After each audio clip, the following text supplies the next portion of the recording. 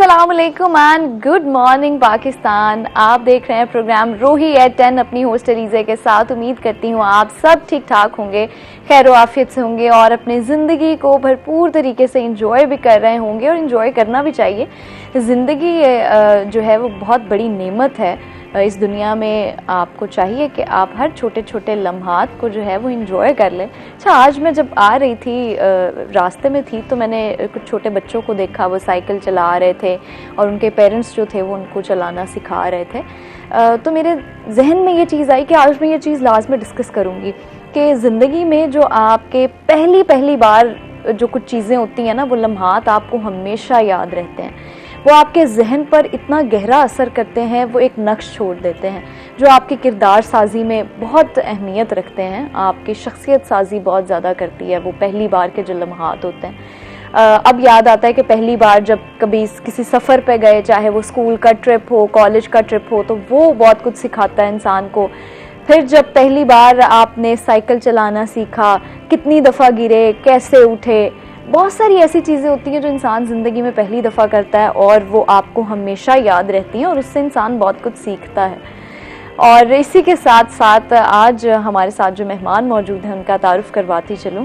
ہمارے ساتھ آج موجود ہیں محمد شہباز جعفر صاحب, جو کہ ایجوکیشنسٹ ہیں, جو کہ ڈائریکٹر ہیں پی گروپ آف کالجز کے, ان کا اپنا کالج ہے, اور کیمسٹری کے پروفیسر بھی ہیں.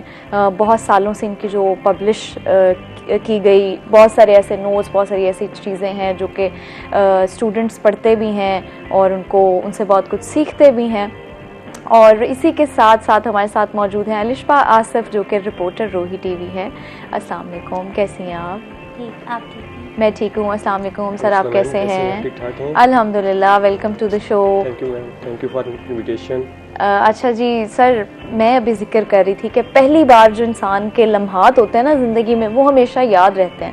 تو آپ متفق ہیں اس بات سے کہ وہ جو پہلی بار انسان ہر چیز کرتا ہے, پہلی بار اسکول جانا, پہلی بار کالج جانا, پہلی بار یونیورسٹی جانا, وہ چیزیں ہمیں بہت کچھ سکھاتی ہیں. وہ پہلا دن جس دن ہم اسکول گئے کیا کیا میموریز تھیں, وہ پہلا دن جب ہم کالج گئے کیا کیا میموریز تھیں, وہ ہمیشہ یاد رہتی ہیں. اس میں میم دوسری رائے نہیں ہے. جیسے آپ نے اپنی لائف سے آبزرو کیا, صبح آتے ہوئے آپ نے آبزرو کیا, آپ کو بیسیکلی وہ ریکال ہو گیا. بالکل. لیکن جو انسان ہے اس زمانے کی کنڈیشنز کے اندر, اپنی روزگار کے سلسلے میں یا صرف اپنی بھاگ دوڑ کے اندر, آج مشکل ہے کہ آپ کو اپنے پہلے دن کیا ہونے چاہیے, یاد ہونے چاہیے. جیسے آپ نے اپنے انٹرو میں ہی کہا ہے کہ آپ کی بائی چانس اس پہ کیا پڑی ہے, نظر پڑی ہے, تو آپ کو ساری چیزیں کیا ہوئی ہیں, ریکال ہو گئی. اس میں تو کوئی دوسری رائے نہیں ہے کہ جو آپ کے فرسٹ مومنٹس ہوتے ہیں وہ پلیئرس کے مومنٹس ہوتے ہیں, اور اس کو آپ یاد کر کے یقیناً اچھا کیا کرتے ہیں, محسوس کرتے ہیں.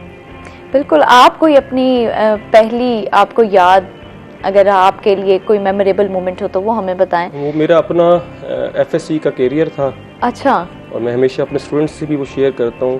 بیسیکلی ہم کچھ بیکورڈ ایریا سے تھوڑا بلونگ کرتے تھے, تو ہماری فیملی کے اندر کوئی پڑھنے لکھنے کا زیادہ رواج نہیں تھا. ایون جب ہم انٹرمیڈیٹ میں آئے تو ہمیں یہ بھی آئیڈیا نہیں تھا کہ انگلش میڈیم کوئی چیز ایگزسٹ کرتی ہے. اچھا, اس ٹائم میں انگلش میڈیم کا شاید اتنا زیادہ اسکوپ بھی نہیں تھا, ٹرینڈ بھی نہیں تھا, لیکن انٹرمیڈیٹ اس ٹائم اردو میڈیم ہی بچے پڑھتے تھے اور سیکھتے بھی وہی سارا کچھ تھے. نہیں, میں اتنا پرانا نہیں ہوں جتنا پرانا مجھے لے گئے. میں یہ غالباً آپ کو 2007-8 کی بات بتا رہا ہوں. دیکھیں 2007-8 میں بھی بڑے, اب تو خیر جو انوویشنز ہیں وہ ڈیلی بہت زیادہ ڈیلی بیسس پہ ہوتی ہیں, لیکن اس ٹائم پہ انگلش میڈیم جو بچہ پڑھتا تھا اس کی ویسے ہی بڑی ویلیو ہوتی تھی. بہرحال میں بتا رہا تھا کہ میرا فرسٹ ڈے تھا کالج کے اندر, تو ہمارے نزدیک جہاں انگلش لکھی ہوئی ہے تو وہ صرف انگلش ہے, اس میں کیمسٹری, فزکس, میتھمیٹکس یا بایولوجی ہم اسے کنسیڈر نہیں کرتے تھے. تو ایک کلاس فیلو بیٹھا پڑھ رہا تھا, شیخ دانیال. تو میں نے اپنے ذہن میں امیجنیشن کی کہ میں کس سے دوستی کرنی ہے, یہ پڑھنے والا بچہ ہے. اب اس کے پاس جا کے بیٹھا, وہ کیمسٹری ریڈ کر رہا تھا, تو مجھے لگا وہ انگلش پڑھ رہا ہے آنیسٹلی, لیکن وہ پڑھ کے کیمسٹری رہا تھا.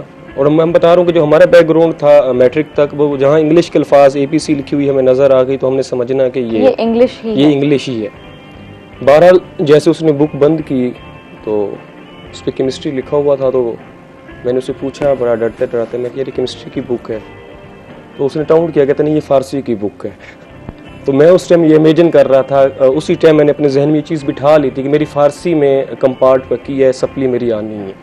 تو یہ اچھا آپ کو لگا کہ وہ واقعی آپ کو حقیقت بتا رہا ہے کہ وہ فارسی ہے, اور فارسی فارسی بھی میں اس ٹائم اپنی امیجنیشن بتا رہا ہوں کہ فارسی بھی مجھے انگلش میں لگ رہی تھی, اور بک کا سائز دیکھ کے, کیونکہ میں رٹے پہ ہم چل کے آئے تھے سارے, جو ہمارا پیچھے بیک گراؤنڈ تھا, تو بک کا سائز دیکھ کے میں نے اپنے آپ کو ایک فکس کر لیا کہ شہباز صاحب آپ اس میں سپلی کیا ہے, پکی ہے.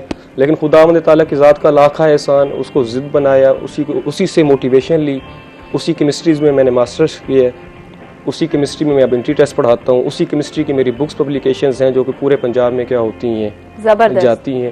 تو اس کو میں نے پیچھے نہیں جانے دیا, اس کو یہ نہیں سمجھا کہ مجھے کوئی پیچھے بیک پش کر رہا ہے. میں نے خداوند تعالیٰ کی مدد مانگی اور اللہ تعالیٰ نے میرا ساتھ بھی دیا, اور آج الحمدللہ اسی فیلڈ کے اندر ہمارا یہی موٹیویشن ہے. یہ دیکھیں یہی پہلے دن کی موٹیویشن ہے. بالکل ایسے میری اپنی یونیورسٹی کا جو پہلا دن تھا وہ ایسے ہی بڑا میموریبل تھا, اور میں نے اسی دن ٹھان لیا تھا کہ نہیں, اب اگر یہ ڈگری چوز کر لی ہے تو کچھ کرنا ہے. یہ میرے بھی بالکل ایسے ہی, ورنہ ایسے نہیں نکلنا اس یونیورسٹی سے. الشبہ آپ کی کوئی ایسی میموریز ہیں؟ تو بہت ساری. آپ تو ویسے بھی بائی فیس تھوڑی شرارتی لگتی ہیں, تو آپ کی لازمی ایسی میموریز ہوں گی. اچھا, میں جب آئی واز ان کالج, تو کالج میں میرے پیرنٹس کے لیے ایک بہت شاکنگ نیوز یہ تھی کہ ہمارا لاسٹ ڈے تھا اور سب کلر ڈے سیلیبریٹ کر رہے تھے. اچھا, تو آپ کو پتا ہوگا پرائیویٹ کالجز میں یہ سب کچھ منع ہوتا ہے. تو اس وقت جو ہے میں نے بھی اپنی فرینڈس کے ساتھ ایسے کیا, اور پھر جب 10-11 بج گئے وائس پرنسپل نے سب کے گھر پہ کال کر دی, تو میرے پاپا کو کال آئی, تو پاپا نے کہا آر یو شیور الشبہ نے شرارت کی ہے, آر یو شیور, اور وہ خوش ہو رہے تھے. اچھا میری بیٹی نے بھی کوئی شرارت کی ہے, میری پہلی کمپلین گئی ہوگی اس وقت. تو وہ میری میموری جو ہے بہت اچھی ہے, اور کافی مزہ بھی آتا ہے کبھی کبھی شرارتیں کر کے نا آپ کو. بالکل ایسا ہی ہے, جو پہلی یادیں ہوتی ہیں وہ ہمیشہ یاد رہتی ہیں. اچھا الشبہ, اگر ہم اسکول کالج کی بات کر ہی رہے ہیں تو مجھے یہ بتائیے گا کہ گورنمنٹ اسکولس میں کتابوں کا ایک بڑا مسئلہ ہے جو سامنے آ رہا ہے کہ بکس کی شارٹیج ہے, بچوں کو مل نہیں رہی, پھر کریکلم تھوڑا سا چینج بھی ہوا ہے, تو اس کے بارے میں ہمیں بتائیے گا. دیکھیں اس سال نا کتابیں صرف 25% آئیں اسکولوں میں, 25%, صرف 25%. اور انہوں نے کہا کہ ہم بک بینک بنائیں گے. بک بینک میں بیسکلی یہ ہوتا ہے کہ پرانے اسٹوڈنٹ سے کتابیں لی جاتی ہیں. تو اب اس میں مسائل یہ تھے کیونکہ 1-2 سال پہلے کریکولم چینج ہوا ہے, کچھ چینجز آئی ہیں, تو پورے بک بینک میں بھی ہمارے پاس بکس نہیں آ سکی. اور سب سے زیادہ مسئلہ ہوا ہائی سیکشن کو, یعنی آپ اگر اسکولوں میں جا کے دیکھیں گے تو 9th-10th کے بچوں کو ایک بھی کتاب نہیں ملی تھی. تو ان کا کہنا یہ تھا کہ ہم آفٹر ویکیشنز دیں گے. دیکھیں اب چھٹیوں کے بعد ایگزامس شروع ہو جائیں گے فرسٹ ٹرم کے, تو کافی زیادہ بچوں کو یہ مسئلہ ہے. بیسکلی 3-4 سالوں سے کتابیں کم آ رہی تھیں, کبھی 70%, کبھی 60%. تو پھر وہ ایک دم, کیونکہ کبھی بھی 100% کتابیں پچھلے 5 سالوں میں ملتان ڈسٹرکٹ میں تو نہیں آئیں سرکاری اسکولوں میں, تو وہ اسی طرح مینیج ہو رہا تھا. پھر جب کورس چینج ہوا آبویسلی, اور سرکاری اسکولوں میں آپ کو پتہ ہے بچے بھی تھوڑے جن گھروں کے آتے ہیں وہ اتنی بکس افورڈ نہیں کر سکتے باہر سے, تو یہ مسائل ابھی بھی اسکول میں اسٹل ہے, جس کی وجہ سے پیرنٹس بھی پریشان ہیں, اساتذہ بھی پریشان ہیں. تو اسکول کی انتظامیہ نے کچھ کرنے کی کوشش نہیں کی, کوئی ایفرٹ؟ بیسکلی بکس آتی ہے پنجاب ٹیکسٹ بک کی جانب سے, اور ایجوکیشن ڈپارٹمنٹ جو ہے پے کرتا ہے. پچھلی گورنمنٹ کی جانب سے ابھی تک جو ہے اسٹل پہلے والی پیمنٹ بھی رہتی ہے. تو ابھی بھی ہمارے پاس جو انہوں نے بکس دی ہیں پنجاب ٹیکسٹ بک نے مطلب دی ہیں 20 سے 25% بک, ابھی ان کی پیمنٹ کلیئر نہیں ہوئی. تو سارا ایشو یہاں آ کر رک جاتا ہے گورنمنٹ کی طرف سے. جی, ہمارے جو بجٹ ہیں ہم نے دیکھا ہوگا اتنا بجٹ مختص کر دیا, اتنا بجٹ مختص کر دیا. آئی تھنک سو اگر کوئی چیک اینڈ بیلنس کے لیے بھی ہمارے پاس کوئی سسٹم ہو تو وہ سب سے زیادہ اچھا ہے کہ یہ بجٹ اس طرح صحیح طرح یوز بھی ہو رہا ہے, استعمال بھی ہو رہا ہے یا نہیں. صحیح بات ہے, ہم پالیسیز بنا دیتے ہیں لیکن امپلیمنٹیشن ان کی کرنا وہ سارا پروسیس جو ہے وہ ہمارے ہاں اس میں تھوڑی سی کمزوری ہے. اچھا مجھے بتائیے گا شہباز صاحب, کیونکہ اب ہم ایجوکیشن سے ریلیٹڈ بات کر رہے ہیں, آپ بھی ہیں ایجوکیشنسٹ ہیں ہمارے ساتھ, تو ہم اس موقع کا بھرپور فائدہ اٹھائیں گے. تو مجھے بتائیں آپ کو کیا لگتا ہے کہ پاکستان کا, ہمارے پنجاب کا جو ایجوکیشن سسٹم ہے, تعلیمی نظام ہے, وہ کیسا ہے؟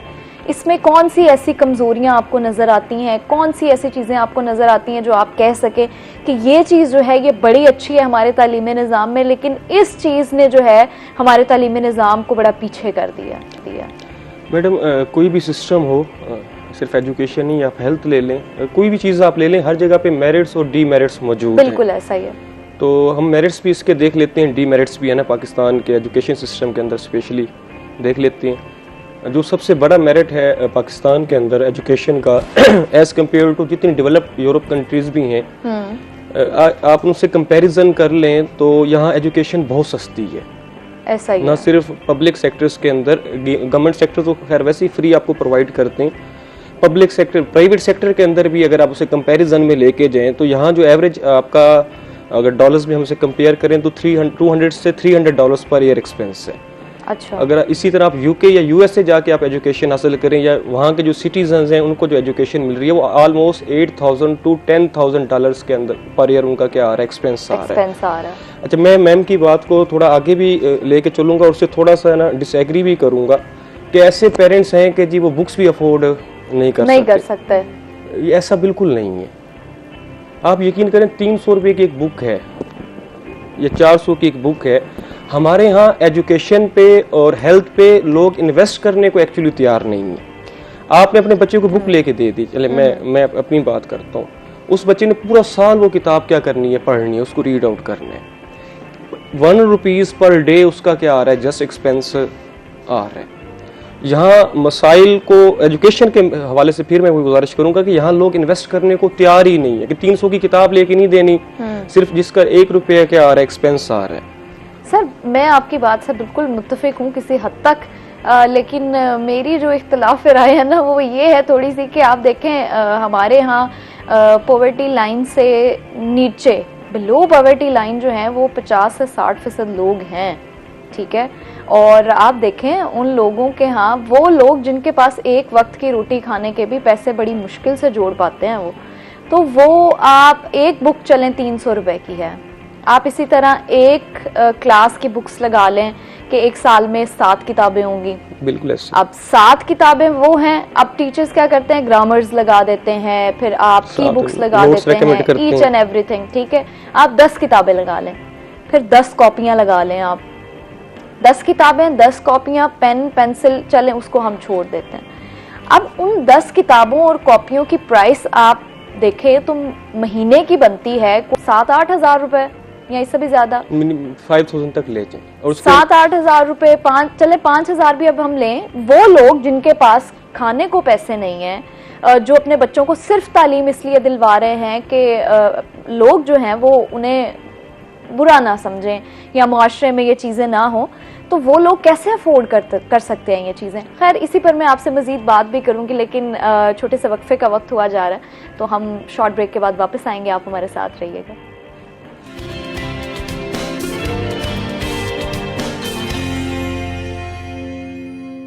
Welcome back viewers. ایک شارٹ بریک کے بعد ہم واپس آ چکے ہیں. ہم بات کر رہے تھے ایجوکیشن سسٹم کی. جی سر آپ کنٹینیو کریے گا. آپ نے ڈس ایگری کیا, یقیناً آپ کا نا اس پہ رائٹ بنتا ہے ڈس ایگری کرنا, اور یقیناً میں بھی زندگی کا آپ وہ ویو دیکھ رہے ہوں جو ہماری آنکھوں سے کیا ہو اوجھل ہو, لیکن دونوں طرح کے کیسز میں ہم کیا ہوتے ہیں, موجود ہوتے ہیں. ہمارے سامنے ایسے کئی کیسز ہیں کہ انڈرائڈ سیل, جیسے ہم ابھی بریک کے ٹائم بھی بات کر رہے تھے, جو بندہ افورڈ کر سکتا ہے تو بکس پہ انویسٹ کرنا کوئی اتنی بڑی بات نہیں ہے. سیکنڈ, یہاں ہمارے یہاں ایک مس انڈرسٹینڈنگ ہے جس کی وجہ سے میں سمجھتا ہوں جو بنیادی مسئلہ ہے کہ ہم نے ایجوکیشن کو روزگار کے ساتھ کیا کر دیا, ریلیٹ کر دیا. ہاں, یہ اس بات سے تو میں بالکل متفق ہوں کہ ہم تعلیم اور تربیت کو ہم نے ریلیٹ کر دیا پیسوں سے, کہ اگر تعلیم بھی حاصل کرنی ہے تو پیسے کے لیے کرنی ہے. اور جو بے روزگاری کی سب سے بڑی وجہ ہے کہ آپ کہتے ہیں ماسٹرز بچے نے کیا ہوا ہے یا BS کیا ہوا ہے اور وہ دھکے کھا رہا ہے سیویاں اٹھا کے, تو میرا نہیں خیال کہ آپ کو اگر جو سب سے بڑا مسئلہ ہے کہ آپ جب یونیورسٹی سے پاس آؤٹ ہوتے ہیں آپ کام کرنے کو تیار نہیں ہیں. آپ نے ایک ڈریم دیکھا ہوا ہے کہ میں یونیورسٹی سے باہر نکلوں گا, مجھے ایک گاڑی مل جائے گی, مجھے ایک اپارٹمنٹ مل جائے گا اور مجھے لاکھوں میں سیلریز کیا ہو جائیں گی, آفر ہو جائیں گی. یہ ایکسپیکٹیشنز ایکچولی آپ کو ہرٹ کر رہی ہیں. آپ کو ایجوکیشن سسٹم آپ کو ہرٹ نہیں کر رہا. حدیث پاک کا غالباً مفہوم ہے یا قرآن آیت ہے, میں بھول رہا ہوں, ان دونوں میں سے ایک القاسب حبیب اللہ, کہ ہاتھ سے کام کرنے والا اللہ کا کیا ہے, دوست ہے. لیکن میں ماسٹرز کرنے کے بعد یا BS کرنے کے بعد میں کوئی ٹھیلا لگا لیتا ہوں یا کوئی ہاتھ سے کام کرنے کو میں پریفرنس نہیں دیتا ہوں, میں اپنے اس کو توہین سمجھتا ہوں. تو میرے خیال میں یہاں قوم کو یہ اسٹیریوٹائپس اور سٹینڈرڈز تو ہمارے خود کے بنائے ہمارے خود کے بنائے ہوئے ہیں, اور انفارچونیٹلی یہی ہمیں ہرٹ کر رہے ہیں. ایسا ہی ہے. تو میرے نزدیک سب سے پہلے قوم کو یہ ایجوکیٹ کرنے کی ضرورت ہے کہ آپ جو ایجوکیشن حاصل کر رہے ہیں وہ شعور کے لیے حاصل کر رہے ہیں. ایسا ہی ہے, بالکل ایسا ہی ہے. وہ اپنی گرومنگ کے لیے آپ حاصل کر رہے ہیں, نہ کہ روزگار کے لیے حاصل کر رہے ہیں. اور بلیو می الٹیمیٹلی کچھ عرصہ ویٹ کے بعد یا کچھ صبر کے بعد ایجوکیشن آپ کو پے بیک کرتی ہے. اچھا سر, ان لوگوں کو کرتی ہے شہباز صاحب جو لوگ یا تو جب یونیورسٹی میں جاتے ہیں وہ تب سے ہی تھوڑی بہت ایفرٹ کرنا شروع کر دیتے ہیں, بالکل ایسے ان لوگوں کو پے بیک کرتی ہے. جو بندہ ہارڈ ورکنگ ہے نا, میرا یہ ہمیشہ بلیو رہا ہے اس چیز پہ کہ جو انسان, جو اسٹوڈنٹ کسی بھی زندگی کے حصے میں ہارڈ ورکنگ ہے نا, وہ اس کو لازمی اس کا پھل ملتا ہے. کچھ لوگ بڑا اچھا, جب ہمارے یہ انٹر کا بھی رزلٹ آیا کچھ ٹائم پہلے, تو کچھ بچے بڑے ڈسہارٹ تھے کہ ہمارے وہ مارکس, اچھا بچے ڈسہارٹ وہ تھے جن کے آئی تھنک 1200 مارکس تھے ٹوٹل, 1200 مارکس تھے, اور ان کے 1110 1120 تھے, اور وہ کہتے ہم ڈسہارٹ ہیں. پہلی بات تو حیرانگی کی یہ تھی کہ ڈسہارٹ ہونا ہی نہیں بنتا تھا, لیکن وہ ڈسہارٹ تھے بھی. تو میرا شروع سے یہ بلیو رہا ہے کہ آپ کے مارکس اگر ایک کلاس میں نہیں آئے نا, دوسرے اگر کلاس میں آ جائیں گے, آپ کا بلیو پکا ہونا چاہیے, یقین پکا. اگر آپ نے محنت کی ہے نا, تو آپ کو آج انٹر میں اس کا رزلٹ نہیں ملا تو آپ کو اگلے سال اس کا مل جائے گا, پھل لازمی ملتا ہے اس کا. اس میں پھر وہی گزارش آ جائے گی کہ اس کو ہماری قوم کو ایجوکیٹ کرنے کی ضرورت ہے. میں تو اپنے کالج کے اندر بچوں کو صرف ایک شعر یاد کروایا ہوا ہے کہ تم اپنی کرنی کر گزرو, جو ہوگا دیکھا جائے گا. کیا بات ہے, آپ نے جو کام کرنا ہے آپ وہ کریں. اچھا, کئی دفعہ یہ ہوتا ہے کہ پیرنٹس کو ٹیچرز شکایت کر رہے ہوتے ہیں, جیسے بھی میں ملش میں بتا رہی تھی. اچھا, میں نے آج تک کسی والد کو یا والدہ کو کال کر کے شکایت نہیں کی, اور میں اپنے اسٹاف کو بھی یہی کہتا ہوں کہ وہ 16-17 سال اس کو دیکھی کھڑے ہیں, وہ ہم سے زیادہ پریشان ہیں. تو بینگ اے ٹیچر ہمارا بھی اتنا حق ہے اس بچے کے اوپر جتنا ان کے پیرنٹس کا ہے. تو ہمارا بھی تربیت میں کیا بنتا ہے, اثر بنتا ہے. میرے اگر اسٹوڈنٹس یہ دیکھ رہے ہوں گے تو یقیناً آپ کو کمنٹ باکس کے اندر یہ چیز لازمی بتائیں گے کہ سر شہباز نے آج تک ہماری شکایت گھر نہیں کی. ایون ان کے پیرنٹس جب شکایت لے کے آتے ہیں تو میں نے کہا بچہ شرارت کرتے ہوئے اچھا لگتا ہے, اس کی گرومنگ اسی کے اندر ہوتی ہے. ہم نے ڈانٹ کے مارکس کی وجہ سے یا چھوٹی سی شرارت کی وجہ سے اس کو ڈانٹ کے اس کا جو کانفیڈنس لیول ہے دبا دیتے ہیں اس کو. یہ اس بات سے بچے کو میں ایجوکیٹ کرتا ہوں, میرے بڑے شرارت اور بدتمیزی میں بڑی منیوٹ سا ڈفرینس ہے. آپ بدتمیزی والی سائڈ پہ نہ جائیں, آپ شرارتیں کریں, شرارتیں کرتے ہوئے بہت اچھے لگتے ہیں. یقین کریں اس سے جو بچے کے اندر سکلز, اس کا کانفیڈنس ڈیولپ ہوتا ہے. کیوں نہیں تھے, I am just questioning myself again. یہ ایک گیپ ہے, جنریشن گیپ ہے, جس کی وجہ سے آپ دیکھیں بچے اپنے ٹیچر پہ میم بنا کے خوش ہوتا ہے. میرے لیے انفارچونیٹ ہے کہ بچہ ٹیچر پہ میم بنائے, کیسے پوسیبل ہو سکتا ہے. ریزن آپ نے اس کو دبایا اتنا, اس کو آپ نے بہت زیادہ سپریس کر دیا, پریشر اتنا دیا کہ اس کی جو فرسٹریشن تھی وہ آپ کے سامنے نہیں نکال پاتا. تو وہ میمز کی شکل میں ایک فیک پیج بنائے گا, نئی آئی ڈی بنائے گا, اس طرح جا کے وہ ادارے کو بھی ٹرول کرتا ہے اور اپنے ٹیچرز کو بھی ٹرول کرتا ہے. بالکل متفق. لیکن میں الحمدللہ مجھے 13 ایئرز ایجوکیشن کیریئر کے اندر ہو گئے ہیں, ہمارے انسٹیٹیوٹ کو 4 ایئرز ہو گئے.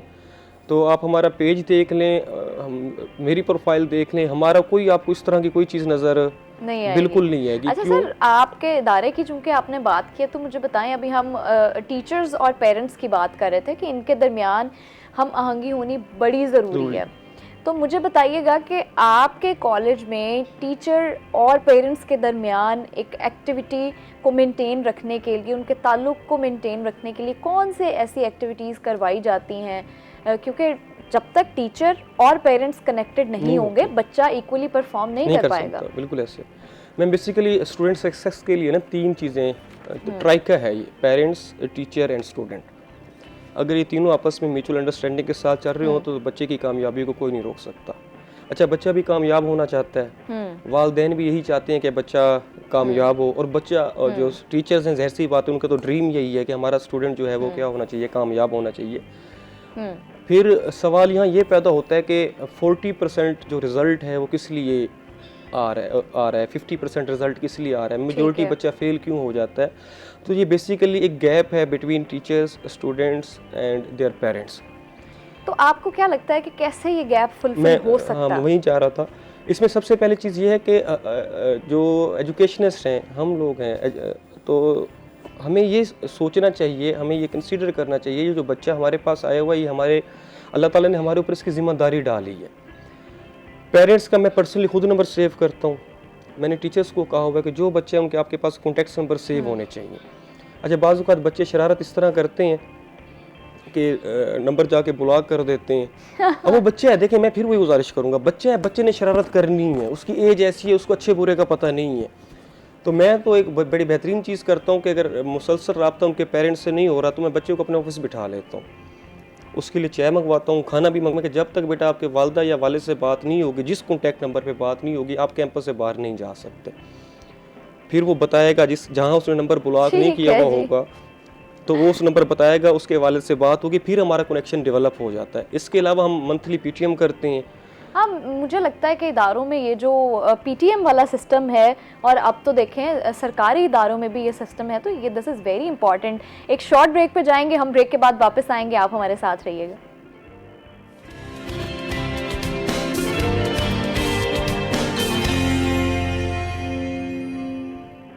Welcome back viewers. ایک شارٹ بریک کے بعد ہم واپس آ چکے ہیں, اور موسم کی بات ہم کر رہے تھے کہ جب میں واپس آ رہی تھی, ابھی جب میں صبح آفس کے لیے نکلی ہوں تو ٹھنڈی سی ہوا چل رہی تھی, جو محسوس ہو رہا تھا کہ یہ موسم جو ہے نا وہ بارش والا ہو رہا ہے. تو کل بھی ایک تو 14 اگست تھا اور جشن آزادی لوگ منا رہے تھے, اور موسم بڑا اچھا ہو گیا, یہ چیز بھی ایڈ آن ہو گئی. اور آج بھی جب ہم دیکھیں تو موسم آج بڑا خوبصورت ہے. اب ہمارے ساتھ سہیرا ہیں, وہ ہمیں بتائیں گی ویدر کے بارے میں ساری اپڈیٹس دیں گی کہ موسم آج کیسا رہنے والا ہے. جی سہیرا بتائیے گا. ملتان شہر کے موسم کے حوالے سے آپ کو اپڈیٹ کروں تو آج صبح سے ملتان کا موسم جو ہے وہ خوشگوار ہے. آسمان پر بادلوں کا راج ہے, صبح سے سورج نہیں نکلا ہے جس کی وجہ سے موسم اچھا فیل ہو رہا ہے. اسی کے ساتھ ہلکی ہلکی ہوا جو ہے وہ بھی چل رہی ہے. ٹیمپریچر کی بات کروں تو آج زیادہ سے زیادہ ٹیمپریچر جو ہے وہ 35 سے 36 ڈگری سینٹی گریڈ تک جانے کا امکان ہے, جبکہ کم سے کم درجہ حرارت جو ہے وہ 29 ڈگری سینٹی گریڈ ریکارڈ کیا گیا ہے. موجودہ ٹیمپریچر جو ہے وہ 32 سے 33 ڈگری ہے, جبکہ فیل لائک جو ہے وہ 40 ڈگری ہو رہا ہے. اس کی وجہ یہ ہے کہ ہبس ہے اور گھٹن ہے اور پسینہ آ رہا ہے بادل ہونے کی وجہ سے, اور دھوپ نہ ہونے کے باوجود بھی اس وقت جو ہے وہ ہلکی ہوا چل رہی ہے. اور اگر بات کی جائے ہوا میں نمی کے تناسب کی تو وہ 75% ریکارڈ کیا گیا ہے. ماہرین موسمیات کا کہنا ہے کہ آج تو ملتان میں بارش کا امکان نہیں ہے. ویدر جو ہے وہ پارٹلی کلاؤڈی رہے گا, لیکن کل سے بارشوں کا ایک سسٹم جو ہے وہ ملتان میں داخل ہوگا. 17 اگست سے 20 اگست تک بارشیں متوقع ہیں. 18 اور 19 اگست کو زیادہ چانس ہے کہ بارش ہو سکتی ہے, اور ملتان کے شہری جو ہیں وہ تو شدت سے منتظر ہیں کہ بارش ہو تاکہ سکون کا سانس لیا جا سکے, کیونکہ ملتان میں گرمی بہت ہے اور گزشتہ ایک مہینے سے تقریباً بارش نہیں ہوئی ہے. جی تھینک یو سو مچ, بہت شکریہ سہیرا, آپ نے ہمیں ویدر کی اپڈیٹ دی. اچھا جی, ویدر اپڈیٹ سے ہمیں یہ تو پتہ چل گیا ہے کہ بارشوں کا سلسلہ شروع ہونے والا ہے, اور بارشوں کا سلسلہ جو ہے وہ ویکنڈ پر شروع ہو رہا ہے. یہ سب سے اچھی بات ہے. تو آپ کو ویکنڈ انجوائے کرنے کے لیے 2 بڑے امپورٹنٹ ریزنز مل گئے ہیں. تو جی میں ہمیشہ یہ بات کرتی ہوں کہ اپنے آس پاس کے لوگوں کے ساتھ, اپنی فیملی کے ساتھ ہمیشہ ٹائم سپینڈ کیا کریں. اور ہمارا ملتان شہر اتنا خوبصورت ہے, ہسٹوریکل پلیسز بہت زیادہ ہیں یہاں پہ. تو اگر آپ اپنی فیملی کے ساتھ کسی باہر کے شہر میں نہیں جا سکتے تو کوشش کیا کریں ملتان شہر کو ایکسپلور کر لیا کریں.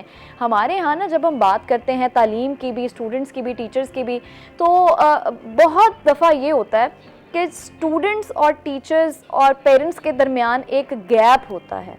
اچھا, وہ گیپ ہونے کی وجہ بھی یہی ہوتی ہے کہ ایک تو پیرنٹس اور اسٹوڈنٹس جو بچے ہوتے ہیں, والدین اور بچوں کے درمیان کوئی خاص کمیونیکیشن نہیں ہوتی, خاص ٹائم سپینڈ نہیں کر پاتے وہ ساتھ. تو کوشش کیا کریں ویکینڈس پہ ٹائم سپینڈ کیا کریں, اور موسم کیونکہ اچھا ہونے والا ہے تو لازمی پلانز بنائیں بہت اچھے سے, اپنے بہن بھائیوں کے ساتھ, کزنس کے ساتھ, دوستوں کے ساتھ, فیملی کے ساتھ انجوائے کریں. اچھا علیشہ, جب ہم ویدر کی بات کریں تو مجھے یہ بھی بتائیے گا کہ محکمہ ماحولیات نے ایک بڑا اچھا انیشیٹو لیا ہے, گرین کیمپین کے نام سے ایک کیمپین سٹارٹ کی ہے, تو ہمیں اس کی ذرا ڈیٹیلز بتائیے کیا ہے.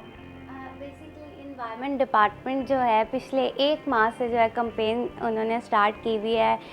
فیکٹریز میں بھٹا مالکان کے ساتھ क्योंकि हम देख रहे थे कि हमें पिछली दफ़ा सर्दियों में कितने इश्यूज आए स्मोक के, आपने देखे थे, तालीमी इदारे बंद हो गए, हर चीज़, हमारे बिजनेस बंद हो गए, भी आ जाए तो सबसे पहले आप बंद कर देते हैं। हाँ। तो इस हवाले से हमें अपने माहौल को कैसे बेहतर रखना है और उसके लिए किस तरह के हमें काम करने की ज़रूरत है। आपने देखा होगा पहले EPA एनवायरनमेंट प्रोटेक्शन एजेंसी जो है उसकी बिल्कुल ही टीम नहीं थी मुल्तान में, सिर्फ 3 या 4 लोग होते होंगे। तो बाकायदा इस साल एक स्क्वाड बनाया गया है जो पूरे मुल्तान में, और जो लोग हमें देख भी रहे हैं, बच्चे बड़े सभी, कोई भी कहीं पे पौधा काटते हुए देखे तो उनकी हेल्पलाइन नंबर पे कॉल करके कंप्लेन कर सकता है। तो 50,000 से लेके 5 लाख तक का जुर्माना होगा। पौधे की नौयत पर डिपेंड करता है, आपने छोटा पौधा काटा है, दरख्त काटा है। और इसके साथ साथ एनवायरनमेंट डिपार्टमेंट जिन लोगों को डोनेशंस कर रहा है, प्लांट्स डोनेशन है, कल हमारी जो 14 अगस्त की सेलिब्रेशन थी उसमें भी एनवायरनमेंट डिपार्टमेंट ने अपनी सेलिब्रेशन इस तरह की है कि मुख्तलिफ तबके के लोगों को जाके प्लांट्स डोनेट किए हैं। अमेजिंग कि आप पौधा लगाएं, और ये जो है सिर्फ लगाएं नहीं, उसका ख्याल कैसे रखना है। जो हमारे एक्सपर्ट्स हैं वो उनके साथ होते हैं एनवायरनमेंट डिपार्टमेंट के ही, और उनको वो बताते हैं कि आपने पौधे का ख्याल कैसे रखना है। और जहाँ स्कूलों में पिछले साल लगाए गए थे उनको भी रीचेकिंग करने के लिए महकमा माहौलियात को एक टारगेट दिया गया है कि तमाम सरकारी स्कूलों में, आपने देखा होगा एक टारगेट होता है इतने हज़ार पौधे लगा दिए। पिछले साल की अगर बात करें तो मियावाकी जंगल भी लगाए गए थे बिल्कुल हाई स्कूल्स में। तो उस स्कूल्स में क्या उनकी देखभाल हो रही है, और वो जो जंगल लगाए गए थे बच्चों को एक तो उनकी देखभाल करना सिखाना था। एक हमारी ग्रीन बुक लॉन्च हुई थी, तो बेसिकली बच्चों को क्या बताया जा रहा है कि ग्रीन कैंपेन है क्या, और इससे हमारे माहौल को कैसे बेहतर बनाया जा सकता है, हम कैसे सांस ले सकते हैं अच्छी फ़िज़ा में। तो इस हवाले से जो है कैंपेन जारी है। हाँ ऐसा ही है। अच्छा, स्कूल्स में मैंने ये भी देखा था कि स्कूल्स में जब आप दरख्तों की और पौधों की बात करते हैं तो उनको बताया गया है कि हर बच्चे ने एक एक पौधा लगाना है और हर बच्चा उस पौधे की रोज़ देखभाल भी करेगा। जिसका पौधा है वो उसकी देखभाल करेगा, और वो फिर जिस फल का पौधा है उसके बेनिफिट्स पे वो बिल्कुल जुम्मे वाले दिन अपने टीचर को बताएगा इससे हमें क्या क्या बेनिफिट हो सकते हैं। क्या बात है। अच्छा देखें किस तरह ये एक्टिविटीज़ जो हैं वो एक तो इंगेजमेंट भी बढ़ा रही हैं, फिर ये कि बच्चे इंटरेस्ट लेके काम करेंगे।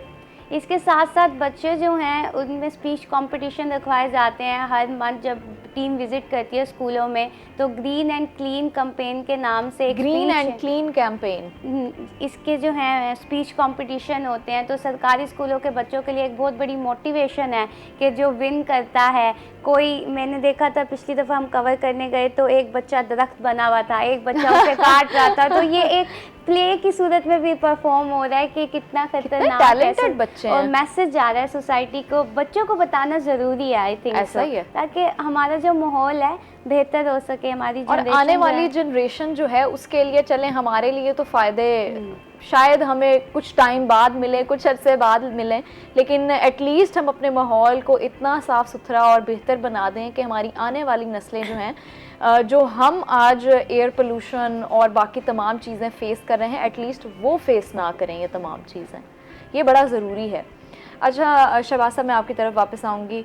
मुझे बताइए कि आपको क्या लगता है कि हमारे पाकिस्तान के तालीमी निज़ाम में ऐसी कौन सी चीज़ें हैं तौर पर बदलना बड़ा ज़रूरी है? जी मैम, तालीमी निज़ाम के अंदर बहुत सारी इस्लाहात की ज़रूरत है। अच्छा, हम देख रहे हैं कि गवर्नमेंट नए नए स्टेप्स तो ले रही है। मैम लिशपा का यकीन में भी होगा कि छोटे बच्चों के लिए उन्होंने दूध तक का किया हुआ है, स्कूल्स कॉलेज में स्कूल्स में भेज रहे हैं। लेकिन जैसे अभी आपने बात की कि बच्चे को स्कूल बुला के उसको दूध पिलाना मेरे ख्याल में इम्पोर्टेंट नहीं है। आप करिकुलम क्या करें, चेंज करें। यकीन करें कि वही आज प्यासा कौवा हमारा आज भी क्या है, प्यासा है, जो डॉग है आज भी हमारा ग्रेवी है, सालों साल से वो सारी चीज़ वही चलती हुई आ रही है। मैंने कई दफ़ा ईमेल भी एजुकेशन डिपार्टमेंट्स को सेंड किए हैं, अल्हम्दुलिल्लाह कोई रिस्पांस नहीं आया। चले आज आपके चैनल के ज़रिए, रोहित टीवी के ज़रिए एक छोटा सा ना पैगाम तक पहुंचाने की कोशिश करते हैं, अगर हमारा पैगाम पहुंच जाता है उनकी तरफ। 6 क्लास के बाद बच्चे को आप टेक्निकल स्किल्स की तरफ ऐसा ऐसा, ये आप जो आपका फॉर्मल है इसको तो साथ रखें सिलेबस, कोई आपको मना नहीं कर रहा। आप एटलीस्ट एक लॉ की बुक क्या कर दें, ऐड कर दें, ज़्यादा नहीं, लॉ की बुक। 6 क्लास से बच्चे को 10-10 कानून बताते जाएं पाकिस्तान के क्या हैं क्या नहीं है। जहाँ करप्शन के ऊपर आपने ढेरों टीमें बना दी हैं, चेक एंड बैलेंस के लिए आप अरबों खरबों का बजट ज़ाया करते हैं।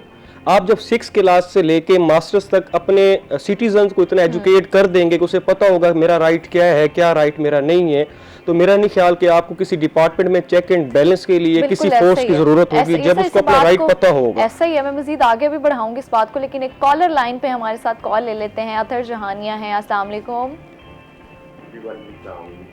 मैं ठीक हूँ, आप बताइए।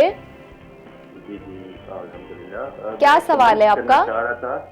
जी सवाल नहीं था, कमेंट था कि पहले बात तो ये है कि एजुकेशन में हम अपने प्राइमरी एजुकेशन पर जो तवज्जो है उसको उस तरह से नहीं दे पा रहे। किताबें गवर्नमेंट दे रही है, बहुत सारी सहूलियात दे रही है, लेकिन एक्चुअली क्या है कि पेरेंट्स जो हैं वो एक आम से लेवल के प्राइवेट स्कूल में तो अपने बच्चे को दाखिल करवा के फख्र महसूस करते हैं, लेकिन जहाँ पर गवर्नमेंट उनको एक मास्टर लेवल का या बीएड लेवल जिसने किया हो टीचर दे रहा है अपने गवर्नमेंट स्ट्रक्चर के अंदर, उधर बच्चे को भेजते हुए हम हेजिटेशन फील करते हैं या हम अपनी जो है वो समझते हैं कि शायद ये कोई हमारी हद तक हो रही है कि हम अपने बच्चे को यहाँ गवर्नमेंट स्कूल में भेजते हैं। तो ये बुनियादी फर्क है जो तालीम के दरमियान जो है एक हर्डल बन रहा है।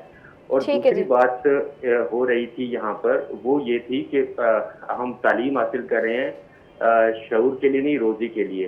तो जो मौजूदा दौर है वो रोजी के लिए सबसे पहली कोशिश है हर इंसान की। तो इसमें एक गवर्नमेंट का एक अच्छा इनिशिएटिव है जो उन्होंने अभी साउथ पंजाब में कुछ 24 तहसीलों में स्टार्ट किया है, वो है मैट्रिक टेस्ट, जो खवातीन और उसमें लैब भी तैयार किए हैं जिसमें फैशन डिजाइनिंग मैट्रिक के साथ सिखा रहे हैं, जिसमें आपको जो है ग्राफिक डिजाइन सिखा रहे हैं। ये एक अच्छा इकदाम है कि बच्चे जब अपने मैट्रिक लेवल को करेंगे तो वो उनकी इनकम उसके साथ जुड़ जाएगी, जिससे वो बआसानी अपने घर में भी इनपुट दे रहे होंगे और अपनी तालीम को भी आगे कंटिन्यू रखने में। ठीक है जी, बहुत शुक्रिया आपकी कॉल का, थैंक यू। अच्छा, ये बात बिल्कुल हकीकत है, ऐसे इनिशिएटिव्स अगर लिए जा रहे हैं गवर्नमेंट की तरफ से तो इट इज़ वेरी गुड। ये ऐसे इनिशिएटिव्स की ज़रूरत पहले भी थी और अब भी है। अतर नाम था मेरे, अतर साहब की बात से सर बिल्कुल मुत्तफिक हूँ। आया हमारे दोनों के सेक्टर्स डिफरेंट हैं, आप मेरे ख्याल गवर्नमेंट सेक्टर से थे, मैं प्राइवेट सेक्टर से हूँ। मैं आपकी बात से बिल्कुल सर मुत्तफिक हूँ और ये एक चीज़ सर बिलीव करें कि गवर्नमेंट सेक्टर के साथ साथ प्राइवेट सेक्टर ने भी तकरीबन ऑलमोस्ट 50% अपना बर्डन उठाया हुआ है एजुकेशन का। बिल्कुल ऐसा ही है। यानी कि अगर आज हम आपका जो टारगेट पीछे रह जाता है गवर्नमेंट का 10 to 20% आप लोग पीछे रह जाती हैं, इससे ज़्यादा नहीं होता। मतलब अगर हम प्राइवेट सेक्टर को बिल्कुल नल एंड वाइड कर दें तो गवर्नमेंट स्कूल्स के अंदर इतनी कैपेसिटी नहीं है कि वो। अच्छा सर, और भी बड़े मसाइल हैं। अभी अतर साहब ने जो कॉल पे फरमाया कि एक तो ये बात उन्होंने की कि लोग भेजते नहीं हैं, हद तक महसूस करते हैं अपने बच्चे को गवर्नमेंट स्कूल में भेजना। अच्छा देखिए, मसाइल हैं ना वहाँ पे भी। आप बहुत सारे मुल्तान में ऐसे स्कूल्स हैं, आप उनकी बिल्डिंग्स जाके देख लें, ठीक है, आप उनकी बिल्डिंग्स देखेंगे तो वहाँ पर यानी कौन से वालिदैन जो हैं वो अपने बच्चे की जान पे कॉम्प्रोमाइज़ करके उसे गवर्नमेंट स्कूल में भेजेंगे पढ़ने के लिए। तो मैं से फर्स्ट रीज़न। अच्छा, फिर बहुत सारी ऐसी और वजूहात भी हैं कि जहाँ पे वालिदैन जो हैं वो अपने बच्चों को गवर्नमेंट स्कूल में जाने के बजाय जो है वो प्राइवेट स्कूल की तरफ ज़्यादा रुजू करते हैं। फिर यहाँ पे उन पेरेंट्स की कैटेगरी भी है जो अपने बच्चों को गवर्नमेंट स्कूल, गवर्नमेंट कॉलेजेस में भेजती है, लेकिन जो उनकी ट्यूशन्स होती हैं वो प्राइवेट कहीं से होती हैं। तो हमारे पास हर तरह के जो लोग हैं वो एग्जिस्ट करते हैं। मेरा मानना ये है कि भले आप गवर्नमेंट में भेजें, भले आप प्राइवेट के अंदर भेजें, भले आप एकेडमी बच्चे को क्या करें पढ़ाएं, भले वालदा घर बच्चे को पढ़ाएं, लेकिन उसे एटलीस्ट एजुकेट आप क्या करें, लाजमी करें और उसको साथ के साथ बताएं। आप अतर भाई ने बिल्कुल सही बात की थी कि रोज़गार साथ है, ये वालिदैन की ज़िम्मेदारी है सर, बच्चे की ज़िम्मेदारी नहीं है। वालिद अगर कहीं 8 घंटे काम कर रहा है तो उसे चाहिए कि 16 घंटे काम करना क्या कर दे, शुरू कर दे। वालिद का काम ही यही होता है। बच्चों को एजुकेट होने दें, बच्चों को एजुकेट होने दें, यही चिराग जलेंगे तो इंशाल्लाह रोशनी होगी। मैं आपकी बात से बिल्कुल मुत्तफिक की भी हूँ, लेकिन जहाँ हम बात करते हैं कुछ वालिदैन की सेहत के ऐसे मसाइल होते हैं, कुछ पेरेंट्स जो हैं वो नहीं अर्निंग कर सकते इतनी ज़्यादा, लेकिन वो अपनी फिर भी मैंने देखा है कि यहाँ पाकिस्तान के लोग जो हैं वो बड़े मेहनती हैं, बहुत मेहनती हैं। वालिदैन अपनी हिम्मत से ज़्यादा जो है वो काम कर रहे होते हैं। مجھے لگتا ہے کہ ہمیں ہمارے بچے کو وہ سکل سیکھی. دیکھیں انفلیشن جس قدر بڑھ چکی ہے ہر چیز کے, اب بیسک سبزیوں اور پھلوں کے ریٹس جو ہیں وہ اتنے زیادہ ہیں جو کہ عام انسان کی ضرورت ہے, عام انسان کی باڈی کی. بڑی امپورٹنٹ سائڈ پہ چیز کو لے کے جا رہی ہیں, سکلز ہماری قوم کا سب سے بڑا مسئلہ یہی ہے کہ کوئی چیز. چلے ان سکلز پہ ہم بات کریں گے مزید, لیکن ایک چھوٹی سی بریک کے بعد آپ ہمارے ساتھ رہیے گا.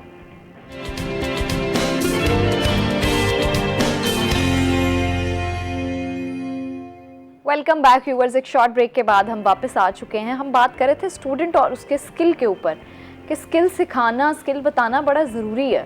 میم اس میں دوسری رائے نہیں ہے کہ اسکلز ساتھ کے ساتھ ہونی چاہیے. میں نے پہلے بھی کہا کہ انسان کو کام ساتھ کرنا چاہیے. انفارچونیٹلی جو پریویس 3 to 4 ایئرس کے اندر پاکستان کے اندر ایک لہر آئی ہے, ایک وائب آئی ہے, جو میں سمجھتا ہوں سب سے بڑا اس قوم کا مسئلہ یہ ہے کہ یہ لہر کے ساتھ بہہ جاتے ہیں, رزسٹ کرنے کی زحمت نہیں کرتے. آپ یقین کریں اب آپ کو سارے گرافک ڈیزائننگ کرتے ہوئے نظر آئیں گے, آپ کو سارے فری لانسر نظر آئیں گے.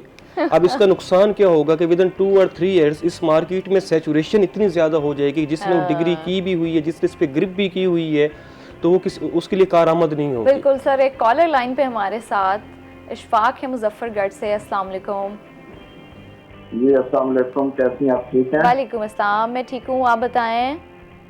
جی ماشاءاللہ روہی بہت اچھے پروگرام پیش کرتے ہیں. بہت شکریہ. کیونکہ ہر شعبے سے آپ تعلق رکھنے والے لوگوں کو بلاتے ہیں اور اس سے آگاہی بہت اچھی ہوتی ہے. بہت شکریہ. تو جی تو اب تو ایک وقت یہ تھا کہ یہ جو سرکاری اسکول اور پرائیویٹ اسکول میں ایک تفریق رکھی گئی ہے, یہاں پر بچے احساس کمپنی کا شکار ہو رہے ہیں. بالکل. دیکھتے ان کی یونیفارم کو, ان کے آنے جانے کو.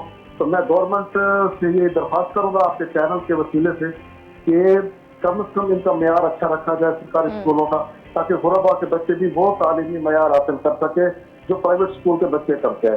ورنہ ٹیلنٹ کی تو ہمارے ملک میں کسی قسم کی کمی نہیں ہے. بہت ٹیلنٹڈ بچے, بہت ذہین بچے میں نے دیکھا اسکولوں میں جاتے ہوئے. جب وہ دیکھتے ہیں کہ ان کی یونیفارم پرانی ہے, پھٹی ہوئی ہے, گورنمنٹ کو چاہیے ان کی اچھی یونیفارم ان کو مہیا کرے, پک اینڈ ڈراپ کا سسٹم رکھے. بجٹ میں سب کچھ ہے, لیکن یہ غریب بچوں کے ساتھ خدارہ ایسی ناانصافی نہ کی جائے. تو میں یہ کہوں گا آپ کے چینل کے وسیلے سے, آپ کا چینل بہت اچھے پروگرام پیش کرتا ہے. لوگوں کے مسائل گورنمنٹ تک, عوام کے مسائل حکومت تک پہنچانے میں آپ کا نمایاں کردار ہے. تو میں یہ کہوں گا آپ سے کہ آپ خدا اس بارے میں اعلیٰ حکام تک یہ بات پہنچائیے کہ ان بچوں کا پک اینڈ ڈراپ نہیں ہونا چاہیے, یونیفارم ان کو فری ملنی چاہیے. بکس تو ملتی ہیں چلے, پر ان کا معیار اسکول کا اچھا ہونا چاہیے تاکہ یہ بچے بھی کل کو قوم اور ملک کی خدمت کر سکیں. ٹھیک ہے جی, بہت شکریہ, بہت شکریہ آپ کی کال کا. اچھا بات میں دم تو ہے. اس میں دوسری رائے نہیں ہے کہ جو گورنمنٹ نے ذمہ داری اپنی اٹھائی ہے اور بچے واقعی اپنے آپ کو محسوس کرتے ہیں. ایک ڈفرینس ہے, پراپر ڈفرینس ہے جو نظر آتا ہے, موجود ہے, صرف ایک فیلڈ کے اندر نہیں ہے. ان کے وے آف ٹاکنگ میں ڈفرینس ہے, ان کے پہناوے میں آپ کو ڈفرینس نظر آئے گا, ان کی گرومنگ میں آپ کو ڈفرینس نظر آئے گا. بالکل ایسا ہی ہے. ایسا نہیں ہے کہ ٹیچرز پڑھانے والے ڈفرینٹ ہیں, جس طرح کے انوائرمنٹ ایکچولی پرووائڈ کیا جاتا ہے بچہ اسی کو کیا کرتا ہے, اڈاپٹ کر لیتا ہے. ایسا ہی ہے. اچھا لشپا, مجھے یہ بتائیے گا کہ ٹرانسجینڈر کی جو ایجوکیشن ہے اس کے حوالے سے محکمہ ایجوکیشن کے کیا اقدامات ہیں؟ جی ہم تینوں ایجوکیشن بات کر رہے ہیں تو بچوں کی تعلیم کے ساتھ ساتھ پاکستان کے ہر فرد کا حق ہے تعلیم. بالکل. تعلیم ملنی چاہیے اور تعلیم حاصل کرنا ضروری بھی ہے. آپ کو شعور آتا ہے. اگر آپ کو یہ آپ کا مائنڈ سیٹ نہیں ہے کہ آپ کو آگے روزگار کمانا ہے, اگر آپ کو اپنا بزنس بھی سنبھالنا ہے, یا کہتے ہیں نا وہ پڑھی لکھی مائیں جو ہوتی ہیں وہی معاشرہ بناتی ہیں, تو آپ کی جو تعلیم ہے خاص طور پہ لڑکیوں کی تعلیم کی بات کر لیں ہم, ضروری ہے. اسی طرح ٹرانسجینڈر کی تعلیم بھی ضروری ہے. تو ملتان سے ہی ایک اسکول سٹارٹ ہوا تھا ٹرانسجینڈر کا. 10 بچے تھے اس وقت انرول, اور وہ بچے ایسے تھے کہ منہ چھپا رہے تھے کیونکہ وہ اسٹوڈنٹ چھوٹے نہیں ہوتے, اوبویسلی تھوڑا بعد میں پتہ چلتا ہے. جب ٹرانسجینڈر کی بات کرتے ہیں تو 12-13 سال تک عموماً کم سے کم پتہ چلتا ہے. تو وہ ان کو ڈھونڈ کے لایا ایجوکیشن ڈپارٹمنٹ, اور اسکول سٹارٹ کیا. 10 بچے, ہم لوگ سارا میڈیا وہاں تک کوریج ہو رہی تھی, سب منہ چھپا رہے تھے. اور آج اگر آپ اس اسکول میں جائیں گے تو اسی اسکول میں آلموسٹ 50 بچے ہیں, جس میں سے 3-4 بچے ایسے ہیں جو یونیورسٹیز میں بھی جا چکے ہیں. تو یہ بہت ایک اچھی بات ہے. اور ٹرانسجینڈر کے لیے گورنمنٹ نے بے شک بچوں کے لیے پک اینڈ ڈراپ نہ پرووائڈ کی, اور ٹرانسجینڈر اسکول میں پک اینڈ ڈراپ بھی پرووائڈ کی جاتی ہے, اور ان کے اسکلس پہ بھی کام ہو رہا ہے. ابھی بھی کچھ لوگ ایسے ہیں جو ٹرانسجینڈر کو پڑھائی کی طرف نہیں لاتے, تو ہم اپنے ملتان کی ہی شعور کی کمی ہے نا. ہاں, ملتان کی ہی اگر ہم ایک ٹرانسجینڈر کی مثال لیں تو وہ پی ایچ ڈی کر رہی ہیں اور ایجوکیشن ڈپارٹمنٹ کے ساتھ منسلک ہیں, اور ادھر ٹیچر بھی ہیں. تو آپ تعلیم کے ذریعے کیا کیا حاصل کر سکتے ہو. اچھا, میری ایک ٹرانسجینڈر سے ملاقات ہوئی, پولیس ڈپارٹمنٹ میں تھی وہ. جی. تو بڑا زبردست ایک وہ لگا ان سے مل کے بھی, اور وہ جو فیلنگ تھی, I was feeling very proud کہ یہ لوگ کس طرح آگے بڑھ رہے ہیں. اور اچھا, اوور آل دا ورلڈ بہت بڑھ چکے ہیں آگے, دنیا بہت بڑھ چکی ہے انٹرنیشنل سٹینڈرڈز کی اگر ہم بات کرتے ہیں, تو ٹرانسجینڈر کمیونٹی آپ دیکھیں وہ کہاں سے کہاں گرو کر کے جا چکی ہے. جی بالکل. اور میں اب یہ بات میں سوچتی ہوں, اگر آپ باہر کے ممالک میں دیکھیں وہ نارمل بچوں کے ساتھ ہی وہ تعلیم حاصل کر رہے ہیں. ہمارے معاشرے میں ابھی بھی یہ ضرورت ہے مائنڈ سیٹ کرنے کی, اپنے بچوں کا بھی. یہ بچوں کا بھی مائنڈ سیٹ کرنا ہے کہ جن میں بنایا ہی کیوں. جی, اسکول اس لیے بنایا کہ ابھی ایک ہمارا پاکستان میں یہ سب سے پہلا جب اسکول بنا تو اس پہ بھی بہت باتیں ہو رہی تھی کہ چلے گا یا نہیں چلے گا. یہ ایک بہت بڑا مداخلات تھے وزیر تعلیم, یہ تب کی بات ہے, ایک ایکسپیریمنٹ بھی تھا. اور یہ اب دیکھیں ماشاءاللہ سے گورنمنٹ اس کو کیسے لے کے چل رہی ہے کہ 50-60 بچے اس کلاس میں ہونا, یہ بہت ہی ایک بڑی اچیومنٹ ہے کہ ادھر. اور ان کے کورس جو ہیں ڈفرینٹ بنائے گئے, کیونکہ اگر کوئی 14-15 سال کا ہے تو اس کے ایسے کورس ڈیزائن کیے گئے ہیں کہ وہ 2 سال میں پرائمری سیکشن پوری کرے, 2 سال میں ہائی سیکشن پورا کرے. ان کے کورس الگ ہیں, ان کی پڑھائی الگ ہے, کیونکہ ان کی عمر کے حساب سے ان کے ٹیچرز الگ ہیں, ان کی ٹریننگز الگ ہیں. بہت اچھی بات ہے کہ اگر کورسز الگ سے ڈیزائن کیے گئے ہیں ان کے لیے. اچھا, ان کے لیے ان کے اکارڈنگ چیزیں اور فیسلٹیز انہیں پرووائڈ کی ہیں. یہ گورنمنٹ کی جانب سے بڑا اچھا انیشیٹو ہے, اور میں سمجھتی ہوں کہ ہمارے جنوبی پنجاب میں خاص طور پہ ایسے لوگوں کو آگے آنا چاہیے. جب آپ اپنے ارد گرد میں بھی دیکھیں کہ اگر ٹرانسجینڈرز ہیں تو آپ پلیز انہیں گائیڈ کریں. یہ ہمارا as a human, as a society ہمارا یہ فرض بنتا ہے کہ اگر ہمارے آس پاس ایسے لوگ ہیں تو ہم ان تک یہ انفارمیشن پہنچائیں, ہم ان تک یہ چیز پہنچائیں کہ نہیں گورنمنٹ ہماری یہ چیز کر رہی ہے, اور آپ انہیں سمجھائیں کہ تعلیم حاصل کرنا ہر انسان کا بنیادی حق بھی ہے اور ضروری بھی ہے. آپ آج تعلیم حاصل کریں گے تو کل کو آپ کے لیے بہت ساری آسانیاں ہو جائیں گی. تعلیم کے اکارڈنگ سر ہم نے بڑی باتیں کی ہیں, اور آئی ہوپ لوگوں تک ہم وہ انفارمیشن, وہ میسج جو ہم پہنچانا چاہتے تھے وہ پہنچا چکے ہوں. Thank you very much Shahbaz صاحب, آپ تشریف لائے اور آپ نے بڑے اہم موضوع پر ہم سے گفتگو بھی کی. تھینک یو سو مچ الشبہ, آپ کی ہیلتھ کنڈیشنز کچھ ٹھیک نہیں تھی لیکن پھر بھی آپ تشریف لائیں اور آپ نے ہمارے ساتھ بھرپور جو ہے وہ پارٹیسپیٹ بھی کیا اور انجوائے بھی کیا. Thank you very much for joining us. Break پہ جائیں گے ہم, بریک کے بعد واپس ہوں گے نئے مہمانوں کے ساتھ. آپ ہمارے ساتھ رہیے گا.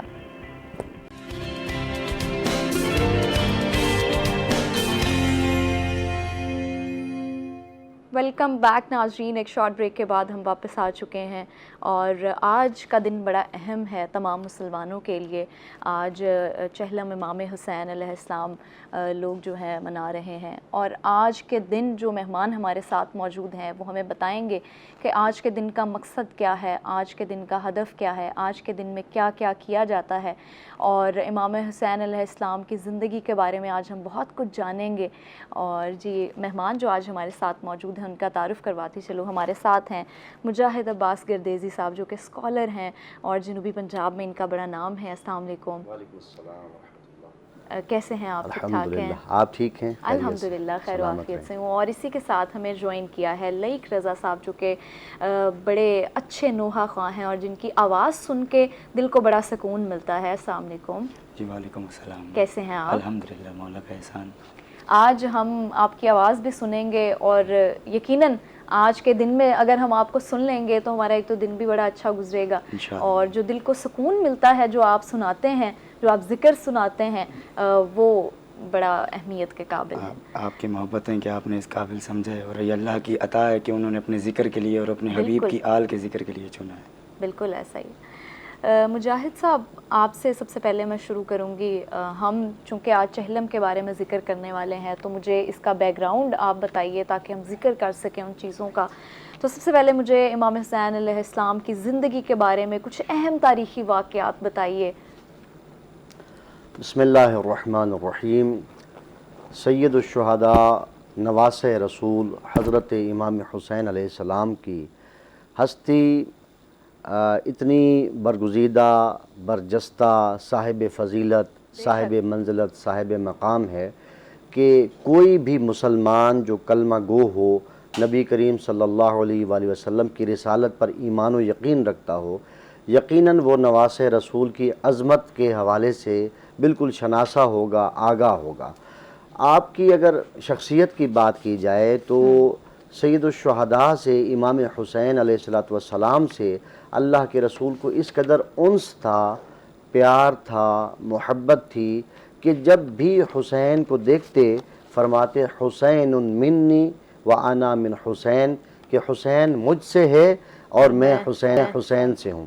اور ایک اور حدیث آپ نے ارشاد فرمائی جو میں سمجھتا ہوں کہ سید الشہداء کے مقام، منزلت، فضیلت کے لیے ایک خاص باب اور خاص پہلو رکھتی ہے کہ اللہ کے رسول صلی اللہ علیہ وآلہ وسلم نے ارشاد فرمایا احب اللہ من احب حسینہ، اللہ اس سے محبت رکھتا ہے جو میرے حسین سے محبت رکھے. یعنی حسین مولا کی محبت صرف رسول صلی اللہ علیہ وآلہ وسلم نے نہیں رکھی بلکہ اپنے کلمہ گویوں کو بھی یہ حکم دیا، ارشاد فرمایا، خواہش کا اظہار کیا کہ صرف میں محبت نہ رکھوں گا بلکہ ہر وہ شخص محبت رکھے گا جو اللہ کا محبوب بننا چاہتا ہے. اور جہاں تک واقعات کا آپ نے سوال کیا کہ آپ کی زندگی کے اہم واقعات، آپ کی زندگی کے اتنے واقعات ہیں کہ ہم ایک شو کیا 10 شو کیا اگر 100 شو بھی کریں تو شاید ایک آدھے پہلو پر گفتگو مکمل ہو پائے. لیکن میں ایک دو واقعات اختصار کے ساتھ عرض کرتا ہوں. عید کا دن تھا اور حسنین کریمین یعنی امام حسن مجتبیٰ علیہ السلام اور امام حسین علیہ السلام دونوں شہزادے اللہ کے رسول کی خدمت میں حاضر ہوئے اور بڑے پیار سے، انس و محبت سے نانا کی خدمت میں خواہش کا اظہار کیا. نانا جان، عید کا دن ہے اور پرانے وقتوں میں جب عید آتی تھی، آج بھی جو بچے ہوتے ہیں وہ مختلف گاڑیوں پہ سفر کرتے ہیں، نئے لباس پہنتے ہیں. اس وقت بھی جب عید کا تہوار آتا تھا تو بچے جو ہے وہ اپنی سواریوں پر یعنی گھوڑوں پہ، اونٹوں پہ، جو بھی سواریاں اس وقت میں موجود ہوتی تھی اس پہ سفر کرتے تھے اور خوشی کا اظہار ہوتا تھا. تو دونوں شہزادے آئے اور آ کے عرض کرنے لگے نانا جان، مدینے کے تمام اصحاب کے جو بچے ہیں وہ انواع و اقسام کی سواریوں کو سجائے ہوئے ہیں، ان پہ سفر کر رہے ہیں، کیا آپ کے نواسوں کے لیے کوئی سواری نہیں؟ میں یہاں پہ ایک جملہ کہا کرتا ہوں جو عام طور پہ خطابت کا جملہ ہے، وہ یہ ہے کہ اگر اللہ کے رسول چاہتے تو کسی بھی اپنے صحابی سے کہتے کہ اپنی سواری لاؤ اور وہ بڑی خوشی سے لے کے آتے کہ رسول اللہ کے نواسوں کے لیے سواری بنے گی، ان کے لیے اعزاز ہوتا. یا کسی بھی اپنے صحابی سے کہتے کہ آپ آ جائیں، لیکن نہیں، آپ نے نہ کسی صحابی کی سواری کو منگوایا، نہ کسی صحابی کو بلایا، بلکہ خود بنفس نفیس بذات ہی فی نفس ہی وہاں کھڑے ہو گئے. دائیں ہاتھ سے اپنے بڑے نواسے امام حسن مجتبیٰ علیہ السلام کو اٹھایا اور اپنے دائیں شانے پہ سوار کرایا، اور بائیں ہاتھ سے اپنے چھوٹے نواسے سید الشہداء امام حسین علیہ السلام کو اٹھایا اور اپنے بائیں شانے پہ سوار کرایا. ایک اور عجب لاڈ ہے، محبت ہے دونوں نواسوں کی اپنے نانے کے ساتھ. مناقب آل محمد میں لکھا ہے کہ نواسے کہنے لگے یا رسول اللہ، سواری کی تو باغیں بھی ہوتی ہیں، آپ نے ہمیں اپنا سوار بنا لیا، ہماری سواری بن گئے، تو ہماری باغیں کہاں ہیں؟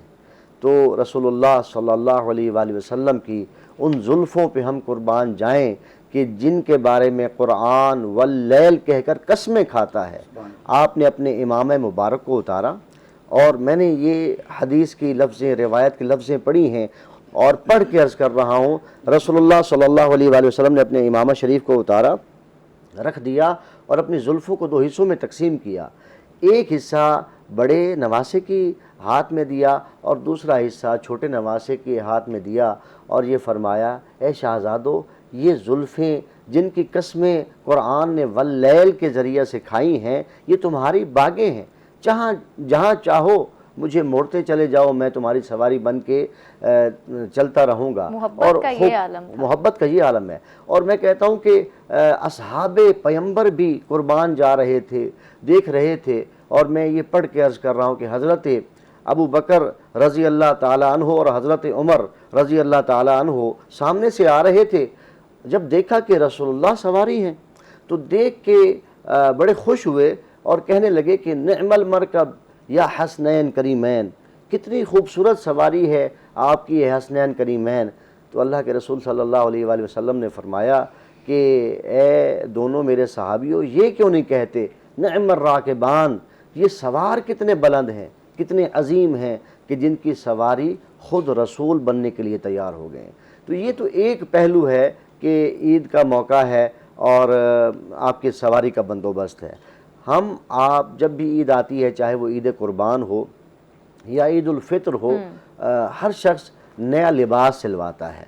تو یہ شہزادے بھی لباس پہنتے تھے، اور روایات میں ملتا ہے کہ امام حسن مجتبیٰ علیہ السلام کو ایسے مواقع پر، ہر وقت نہیں، ایسے مواقع پر یعنی خوشی اور مسرت کے مواقع پر سبز رنگ کا لباس پسند تھا، اور سید الشہداء امام حسین علیہ السلام کو سرخ رنگ کا لباس ایسے مواقع پر پسند تھا۔ اسی لیے قرآن مجید کے سورہ مبارک رحمان کے اندر جب سورہ رحمان نازل ہوئی تو لؤلؤ والمرجان کا ذکر ہے، اور یعنی سرخ اور سبز۔ یہ شہزادے سیدہ بی بی فاطمہ الزہرا سلام اللہ علیہا کی خدمت میں حاضر ہوئے، اور حاضر ہو کر پوچھنے لگے کہ اماں جان، ہر بچہ عید کے دن نیا لباس پہنے گا، کیا ہمارے لیے بھی کوئی لباس ہے جو سلا ہوا ہو، نیا ہو؟ تو آپ نے تو ظاہراً کوئی لباس جو ہے وہ نہ سلوایا تھا، نہ سلنے کے لیے دیا تھا، لیکن یہ وہ ہستیاں ہیں جو اللہ کے اتنے قریب ہیں کہ یہ جو کہہ دیتے ہیں اللہ کر دیتا ہے۔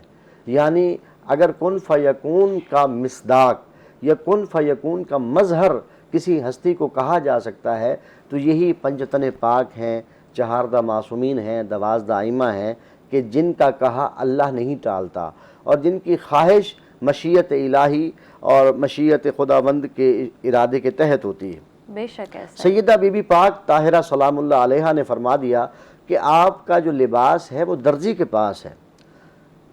تو تاریخ یہ بتاتی ہے کہ ظاہراً تو درزی کے پاس نہیں تھا۔ جیسے ہی آپ نے فرمایا، تھوڑی ہی دیر کے بعد دق الباب ہوا، یعنی دروازہ کھٹکھٹایا۔ دروازے پر جب دستک ہوئی تو سیدہ نے پوچھا من علی الباب، آنے والا دروازے پہ کون ہے؟ تو اس آنے والے نے یہ کہا انا خیاط الحسنین، میں وہ ہوں کہ جو حسنین کا درزی ہوں۔ اور تاریخ یہ بتاتی ہے کہ وہ درزی کوئی کسی گلی محلے کا درزی نہیں تھا، مدینے کی گلیوں میں کسی دکان کھولنے والے درزی کا نام خیاط الحسنین نہیں تھا، بلکہ مناقب آل محمد کتاب کے اندر یہ لکھا ہے کہ اس درزی کا نام حضرت جبرائیل علیہ السلام تھا، جو جنت سے آپ کے لیے ایک سرخ رنگ کا لباس اور ایک سبز رنگ کا لباس لے کے آئے تھے۔ سبز رنگ سبط اکبر حضرت امام حسن مجتبیٰ علیہ السلام نے، اور سرخ رنگ کا لباس سید الشہداء سبط اصغر نے پسند فرمایا۔ تو یہ اس قسم کے واقعات ہیں کہ جس سے ہمیں نہ صرف روحانی تسکین ملتی ہے، ہمارے ایمان میں اضافہ ہوتا ہے، ہماری محبت اہل بیت بڑھتی ہے، نتیجہ یہ ہوتا ہے کہ انسان کے دل میں، قلب میں سکون، قرار، محبت اور ایک عطوفت سی محسوس ہوتی ہے۔ بالکل ایسا ہی ہے۔ اچھا مجاہد صاحب، مجھے بتائیے گا کہ آج کا دن چہلم میں کیا کیا ہوتا ہے اور کیا اس کا مقصد کیا ہے، پیچھے بنیادی وجوہات کیا ہیں؟ دیکھیں جی، چہلم در حقیقت فارسی زبان کا لفظ ہے جس کا مطلب ہے 40۔ عربی میں اسے 40 بولا جاتا ہے، اور اردو میں 40واں کہا جاتا ہے۔ اور قرآن مجید کے اندر بھی حضرت موسیٰ علیہ السلام کی جو راتیں ہیں ان کا ذکر ہوا ہے تو 40 کا عدد ہے۔ اور اسی طرح سے آپ اگر نماز شب، جسے نماز تہجد کہتے ہیں یا صلاۃ اللیل کہتے ہیں، اس کی جب تاکید کی گئی ہے تو کہا گیا ہے کہ کم از کم ایک مومن جو ہے وہ 40 دن تک اگر اس کی تمرین کرے گا، مسلسل پڑھے گا تو اس کی عادت بن جائے گی۔ اور آپ دیکھیں کہ چہل قدمی کی طرف اشارہ ہے، یعنی 40 قدم۔ 40 کی ایک خاص حیثیت ہے اسلام میں۔ نبی کریم صلی اللہ علیہ وآلہ وسلم جو ہمارے نبی ہیں، سید المرسلین ہیں، خاتم النبیین ہیں، آپ کا اعلان نبوت، ہمارا تو یہ ایمان ہے کہ آپ 40 سال کی عمر میں نبی بنے نہیں ہیں، اعلان فرمایا ہے۔ آپ کا اعلان نبوت 30 سال کی عمر میں بھی ہو سکتا تھا، 50 سال کی عمر میں بھی ہو سکتا تھا، 20 سال کی عمر میں بھی آپ اعلان کر سکتے تھے۔ جب حضرت عیسیٰ 3 دن کے ہیں، گہوارے میں ہیں، وہ نبوت کا اعلان کر رہے ہیں، تو ہمارے نبی تو کسی بھی وقت کر سکتے تھے۔ لیکن چونکہ 40 کا عدد ایک خاص حیثیت رکھتا ہے، اس لیے جب 40 سال کے ہوئے تو آپ نے اعلان نبوت فرمایا، یعنی دنیا کو بتایا کہ میں نبی ہوں۔ لیکن آپ تو اس وقت بھی نبی تھے، کنت نبیا وآدم بین الماء والطین، یعنی اللہ کے نبی اس وقت بھی نبی تھے جب حضرت آدم علیہ السلام کا پتلا بنایا جا رہا تھا۔ تو 40 کا ایک خاص عدد ہے جو اسلام میں ایک خاص اہمیت رکھتا ہے۔ اب رہا آپ کا سوال کہ چہلم کیا ہے اور یہ کیوں منایا جاتا ہے، بالخصوص چہلم امام حسین علیہ السلام۔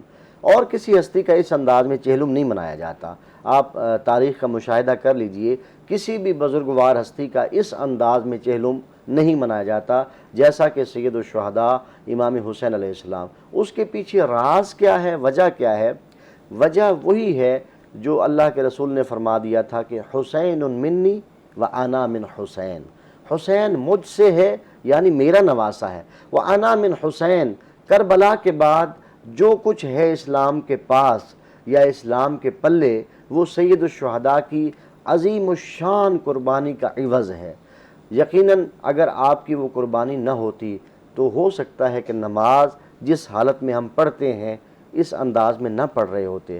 آج اگر ماں، بہن، بیٹی اور بیوی کے اندر کوئی فرق محسوس کرتے ہیں تو یہ سید الشہداء کی عظیم قربانی کا ثمر ہے۔ میں جو آخری جملہ کہنا چاہوں گا کہ چہلم کیا ہے، کیوں ہے، یہ در حقیقت وہ تاریخ ہے کہ بی بی زینب سلام اللہ علیہا اور تمام اسیران کربلا، بالخصوص امام زین العابدین علیہ السلام، یہ سارا قافلہ جب کربلا سے قیدی بنا کے کوفہ اور پھر شام لے جایا گیا یزید کے دربار میں، اور وہاں ایک عرصے تک انہیں قید رکھا گیا۔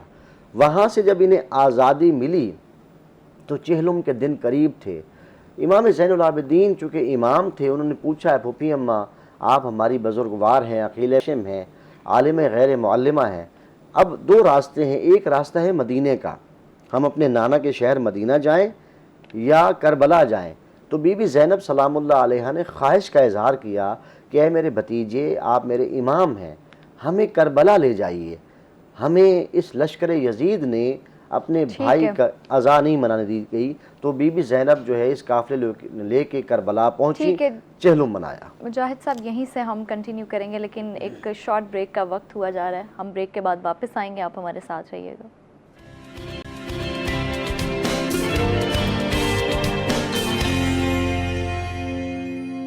ویلکم بیک ناظرین، ایک شارٹ بریک کے بعد حاضر ہیں۔ مجاہد صاحب، ہم ابھی بات کر رہے تھے تو آپ مجھے بتائیے کہ کربلا کی جو جنگ ہوئی تھی اس کی بنیادی جو وجوہات تھیں وہ کیا تھیں، ہوئی کیوں تھی؟ کربلا ایک ایسی حقیقت ہے کہ ایک شاعر نے اس کو ایک جملے میں یا ایک شعر میں بند کیا ہے کہ قتل حسین اصل میں مرگ یزید ہے، اسلام زندہ ہوتا ہے ہر کربلا کے بعد۔ یعنی آپ کا جو سوال ہے کہ کربلا کی جنگ ہوئی کیوں، اس کی جو متعدد وجوہات ہیں اس میں سے ایک بڑی وجہ یہ ہے کہ جب ایک دمشق سے خط آتا ہے گورنر مدینہ ولید کے نام کہ یزید جو ہے وہ خلیفہ ہوا ہے، اب تمام اہل مدینہ سے بیعت لی جائے گی، بالخصوص 6 لوگوں سے۔ ان 6 لوگوں میں سر فہرست سید الشہداء امام حسین علیہ السلام کا نام ہوتا ہے، اور آپ کو 28 رجب 60 ہجری کی شب میں بلایا جاتا ہے، اور آپ علیہ الصلوۃ والسلام یہ کہہ کے انکار بیعت کرتے ہیں کہ مثلی لا یبایع مثلا، کہ حسین جیسا کبھی بھی یزید جیسے کہ بیعت نہ کرے گا. اور کیونکہ آپ یہ کہہ سکتے کہ میں حسین یزید کی بیعت نہیں کرتا، لیکن آپ چونکہ شخص نہیں تھے، شخصیت تھے، آپ صرف ایک سوچ نہیں تھے بلکہ نظریہ تھے، تو آپ نے اس لیے فرمایا کہ مجھ جیسا کبھی بھی یزید جیسے کی بیعت نہیں کرے گا. انکار بیعت یزید بنیادی وجہ ہے کربلا کی. اور اس کے علاوہ جو اور وجوہات ہیں اس میں سے ایک وجہ یہ ہے کہ اسلام کا جو حلیہ بگاڑا جا رہا تھا، یعنی ماں، بہن، بیٹی اور بیوی میں جو فرق ہے، ان رشتوں کا جو ایک تقدس ہے یا احترام ہے یا ان کی جو ایک خاص حیثیت ہے، اس کو مٹایا جا رہا تھا. تاریخ مجاہد صاحب مجھے یہ بھی بتائیے گا کہ ابھی آپ نے ذکر کیا کہ بیعت نہ لینا جو تھی وہ سب سے بڑی وجہ تھی کربلا کی، تو بیعت کیوں نہیں لی تھی امام حسین علیہ السلام؟ امام حسین علیہ السلام کیسے ایک ایسے شخص کی بیعت کر سکتے ہیں کہ جو فاسق ہو، جو فاجر ہو، جو شارب الخمر ہو، جو تارک الصلاح ہو، جو محترم رشتوں کی حرمت کو پائمال کرنے والا ہو، اور وہ کیسے کسی اور کی بیعت کرے جو دوش پیمبر کا سوار ہو؟ وہ کیسے کسی اور کی بیعت کرے جو حالت سجدہ میں رسول اللہ صلی اللہ علیہ وآلہ وسلم کی نماز میں سوار ہو جائے؟ تو اللہ کے رسول، اگر ہم نماز پڑھ رہے ہیں، ہماری نماز میں ہمارا کوئی نواسا، کوئی بیٹا، بھتیجا چڑھ جائے ہمارے اوپر، تو کیا ہم نماز لمبی کر سکتے ہیں؟ نہیں کر سکتے. اسے اتار دیں گے، اپنی نماز جاری رکھیں گے. لیکن یہ عظمت سید الشہداء ہے کہ نماز پڑھنے والا کوئی عام نمازی نہیں، سید المرسلین، خاتم النبیین، اور افضل ترین عبادت نماز ہے. اور نماز میں بھی افضل ترین جو رکن ہے وہ سجدہ ہے. یعنی آپ اہمیت کا تو اندازہ لگائیں کہ کون پڑھ رہا ہے اور کیا پڑھ رہا ہے. حالت سجدہ میں جیسے گئے تو سید الشہداء جب سوار ہوئے تو حضرت جبرائیل علیہ السلام نازل ہوئے، فرمایا اے رسول، جب تک حسین بیٹھا رہے اپنے سجدے کو طویل کیے جاؤ. اگر بالفرض سید الشہداء سارا دن نہ اترتے تو رسول اللہ کی نماز سارا دن جاری رہتی. تاریخ طبری میں لکھا ہے کہ 70 مرتبہ نبی کریم صلی اللہ علیہ وآلہ وسلم کی زبان وحی ترجمان سے سبحان ربی الاعلی و بحمدہ، سبحان ربی الاعلی و بحمدہ 70 مرتبہ آپ نے ارشاد فرمایا. وہ ذکر و تحلیل کیا تو سید الشہداء اترے، اپنے سر کو اٹھایا. یعنی وہ حسین کہ جو اگر رسول کی نماز کے سجدے میں بیٹھ جائے تو اللہ حکم دیتا ہے رسول حسین کا دل نہیں دکھانا. تو کیسے وہ حسین یزید کی بیعت کر سکتے ہیں؟ ناممکن ہے. افضل کبھی بھی مفضول کی بیعت نہیں کر سکتا. مفضول افضل کی بیعت کرے گا، افضل کبھی بھی مفضول کی بیعت بالکل ایسا ہی ہے. ایک شارٹ بریک پر جائیں گے، بریک کے بعد واپس آئیں گے، آپ ہمارے ساتھ رہیے گا.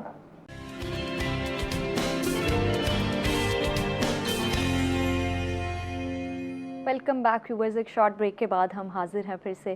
مجاہد صاحب، ہم چونکہ بات کر رہے ہیں کربلا کی، تو مجھے بتائیے گا کربلا کے اس جنگ میں امام حسین علیہ السلام کے ساتھ اور کون کون لوگ تھے؟ سید الشہداء جب مدینہ سے چلے 28 رجب 60 ہجری کو، تو اس وقت تو صرف آپ کے خانوادہ کے چند افراد، جوانان بنی ہاشم، اور چند مستورات، جس میں سر فہرست حضرت سیدہ زینب سلام اللہ علیہا اور آپ کی کچھ ازواج اور بچے اور بچیاں تھیں. لیکن آپ نے جب تقریباً کوئی 5 مہینے قیام فرمایا مکۃ المکرمہ میں، عام طور پہ ایک شبہ ہے کہ لوگ یہ سمجھتے ہیں کہ کوفہ والوں نے خط لکھا اور امام حسین علیہ السلام جو ہے وہ کربلا پہنچ گئے. ایسا نہیں ہے. آپ انکار بیعت یزید کر کے مکہ پہنچے، 5 مہینے وہاں قیام کیا. جب وہاں پہنچے اور لوگوں کو، اطراف کے مسلمانوں کو خبر ہوئی کہ امام حسین علیہ السلام نے خلافت یزید کو قبول کرنے سے انکار کر دیا ہے، تو پھر لوگوں نے خطوط لکھے. اور صرف کوفہ سے خطوط نہیں آئے، اور بھی بہت ساری جگہوں سے خطوط آئے. اور جب حج کا موقع آیا تو دشمن یہ چاہتا تھا کہ بیت اللہ کے اندر حج کے موقع سے استفادہ کرتے ہوئے وہاں پہ خون خرابہ کرے، تقدس حرم کو پائمال کرے، کیونکہ حرم کے تقدس کو قائم ہی رسول اللہ نے کیا تھا. جو حسین کے نانا ہیں، یعنی حسین کے نانا اور حسین کے خاندان نے ہی اسلام کو بچایا، بنایا اور پھیلایا تھا، لہٰذا بنیادی ذمہ داری سید الشہداء کی تھی۔ آپ نے وہاں مناسب سمجھا کہ اپنے خانوادہ کو لے کے نکلیں۔ جب مکہ سے نکلنے لگے تو بہت سارے لوگوں نے آپ سے آ کے ملاقات کی، کچھ پیشکشیں کیں، کچھ مشورے دیے۔ اس میں مشورہ دینے والوں میں حضرت محمد حنفیہ بھی تھے اور حضرت عمر کے بیٹے عبداللہ بھی تھے، جنہیں عبداللہ بن عمر کہا جاتا ہے۔ انہوں نے بھی اس وقت تک بیعت یزید نہ کی تھی، انہوں نے بھی مشورے دیے کہ آپ کسی اور جگہ چلے جائیے لیکن آپ عراق کا راستہ اختیار نہ کریں۔ اس کی بھی ایک لمبی داستان ہے، دامن وقت میں گنجائش نہیں ہے۔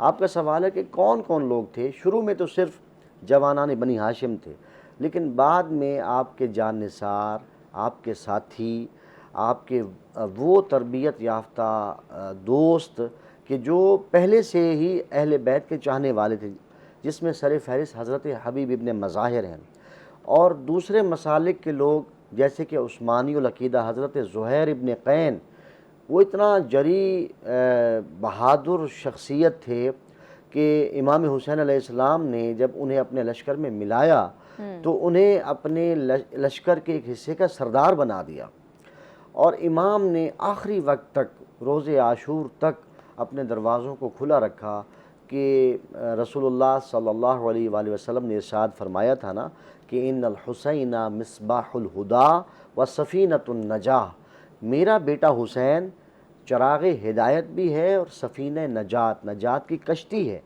تو کشتی میں جو شخص سوار ہونا چاہے، کشتی تو انکار نہیں کرتی، اور چراغ یہ نہیں کہتا کہ تمہارا مسلک کیا ہے، تم غریب ہو یا امیر ہو، تم سنی ہو یا شیعہ ہو، تم مسلمان ہو یا کرسچن ہو۔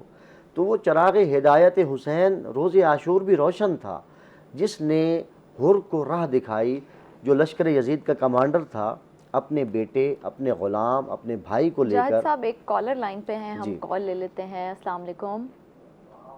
جی السلام علیکم نبیزے۔ وعلیکم السلام۔ میری طرف سے آج ایک ایسا دن ہے امام حسین علیہ السلام کی شہادت بعد چہم کا، کہ جن کی تعلیمات پہ اگر ہم عمل کریں تو ہماری آخرت بھی اور ہماری یہ زندگی بھی سبق سکتی ہے۔ میں محترم علامہ مجاہد عباس گردیزی صاحب سے یہ سوال کروں گا کہ آپ جو بڑے خوبصورت واقعات بیان کر رہے ہیں، جس طرح آپ نے امام حسین علیہ السلام کے لباس کا ذکر کیا جو ہمارے نالج میں نہیں تھا، کہ جبریل امین تشریف لائے اور آپ نے وہ لباس آپ کو دیا کہ وہ زیب تن کرے۔ دوسرا ایک واقعہ جو حضرت حور علیہ السلام کا ہے کہ وہ نعرہ ہوتا تھا جو دیکھو تو نکلتے ہیں جہنم سے خدا والے، اس کی تھوڑی سی اگر آپ تشریح اور اس واقعہ کے بیک گراؤنڈ میں فرما دیں تو آپ کی مہربانی ہوگی۔ ٹھیک ہے جی، بہت شکریہ آپ کی کال کا۔ اتفاق سے ہم حضرت حور علیہ السلام کا ہی ذکر کر رہے تھے تو محترم نے یہ اکثر جب میں ہوتا ہوں شو میں تو ان کی کال آتی ہے، بڑی نالج ایبل شخصیت ہیں اور صاحب فہم ہیں۔ تو حضرت حر جو تھے بیسیکلی وہ کوفہ کے ایک سردار تھے، کوفہ کے ایک لشکر کے سردار تھے۔ انہیں بنیادی طور پر امام حسین علیہ السلام سے جنگ کرنے کے لیے روانہ نہیں کیا گیا تھا۔ 1000 کا لشکر عبید اللہ ابن زیاد جو پہلے بصرہ کا گورنر تھا، لوگ کہتے ہیں کہ یزید کا سید الشہداء امام حسین علیہ السلام کی شہادت میں کوئی کردار نہیں ہے۔ میں ایک بنیادی سوال کرتا ہوں، جو کوفہ کا گورنر تھا وہ تو کوئی اور تھا، عبید اللہ ابن زیاد جو ظالم، جابر اور ڈکٹیٹر شخصیت تھا وہ تو بصرہ کا گورنر تھا، اس کو کوفہ کا گورنر کس نے لگایا؟ وہ خود بخود لگ گیا یا اسے یزید کی طرف سے نامہ آیا؟ تو واضح ہے کہ جو گورنری تھی وہ دمشق کے فیصلے کے بغیر نہیں تبدیل ہوتی تھی، بصرہ سے کوفہ کا گورنر لگایا۔ اب جب عبید اللہ ابن زیاد نے بنیادی طور پر اسے اطلاع ملی کہ سید الشہداء کوفہ آنا چاہتے ہیں تو اس نے 1000 کا لشکر حضرت حر کو دیا۔ حر جو ایک سپہ سالار تھے، کمانڈر تھے، بہادر تھے، ان کا کام فقط یہ تھا کہ سید الشہداء کو جہاں ملاقات کریں وہی روک لیں۔ ان سے جنگ کرنا حر کا ہدف نہیں تھا، مقصد نہیں تھا۔ تو جیسا ان بھائی صاحب کا سوال تھا، تو یہ جب ملاقات ہوئی تو حر بنیادی طور پر نرم طبیعت کا انسان تھا، وہ دل کے اندر اہل بیت کی محبت رکھنے والا شخص تھا۔ اس کی مثال یہ ہے کہ تاریخ میں ملتا ہے کہ جب ظہر کا وقت آیا تو حر سے امام حسین علیہ السلام نے پوچھوایا کہ اے حر، آپ علیحدہ نماز پڑھیں گے یا ہمارے ساتھ پڑھیں گے؟ تو اس کا جواب آپ سنیں تو حیران ہوں گے کہ واقعاً پتہ چلتا ہے کہ یہ جانتا تھا کہ اہل بیت کون ہیں، آل محمد کون ہے۔ اس نے یہ جواب بھجوایا کہ یہ کیسے ممکن ہے کہ حسین موجود ہوں اور حسین کے ہوتے ہوئے ہم علیحدہ نماز پڑھیں۔ تو وہ 1000 کا لشکر نہ صرف حر بلکہ اس کے 1000 لشکر نے بھی امام حسین نے امامت فرمائی اور سب نے پیچھے نماز پڑھی۔ اب جو تاریخ کا ایک موڑ ہمیں حر کی زندگی کو بدلنے والا ملتا ہے وہ یہ ہے کہ اب نماز کے بعد امام حسین علیہ السلام نے حضرت عباس سے فرمایا تیاری کرو، ہم کوچ کریں گے۔ کوچ کی تیاری کی گئی، امام حسین علیہ السلام اپنے گھوڑے پہ سوار ہوئے، حر قریب آیا اور اس نے آ کے امام حسین علیہ السلام کے گھوڑے کے رہوار کی لگام کو تھاما۔ مقصد یہ تھا کہ وہ روکنا چاہتا تھا۔ تو امام حسین علیہ السلام نے حر کو دیکھ کے یہ فرمایا ثقلت کا امک یا حر، اے حر۔ یہ عربوں میں ایک رواج تھا، جب وہ کسی کو بد دعا دینا چاہتے تھے یا کسی کو تنبیہ کرنا چاہتے تھے اس انداز میں کہ وہ ذرا دہل کے رہ جائے تو وہ یہ کہا کرتے تھے۔ مولا حسین نے فرمایا ثقلت کا امک یا حر، اے حر، تیرے غم میں تیری ماں ماتم کرے یا روئے، یعنی مقصد تو مر جائے۔ تو حضرت حر نے جواباً یہ کہا کہ اگر آپ کی ماں حضرت سیدہ فاطمۃ الزہرا سلام اللہ علیہا نہ ہوتی تو ہو سکتا ہے میں بھی یہ جملہ کہتا، یعنی نہیں کہا، وہ جانتا تھا۔ تو حر کی زندگی جہاں تقریباً کوئی ان کی زندگی ملتی ہے 56 57 58 سال کی عمر ہے، یعنی امام حسین علیہ السلام ظاہری جو عمر مبارک ہے اس کے ہم سن ہی بنتا ہے۔ یہ 2 محرم سے لے کے 10 محرم تک کشمکش کا شکار رہا، چونکہ مذاکرات بھی ہو رہے تھے، اور جب 10 محرم کی شب آئی نا، جسے ہم شب عاشور کہتے ہیں، وہ رات تھی کہ جس نے حر کو بالکل بدل کے رکھ دیا۔ کربلا اسی واقعے کو ہم مزید کنٹینیو کریں گے اور یہیں سے کنٹینیو کریں گے، لیکن ایک چھوٹی سی بریک کے بعد آپ ہمارے ساتھ رہیے گا۔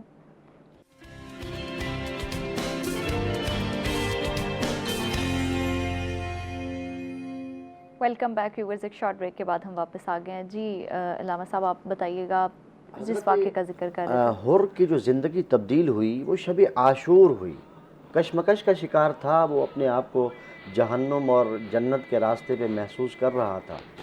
بلکہ میں نے مقتل کی ایک کتاب میں پڑھا کہ شب عاشور حر اپنے ہاتھوں کو اس انداز میں مل رہا تھا۔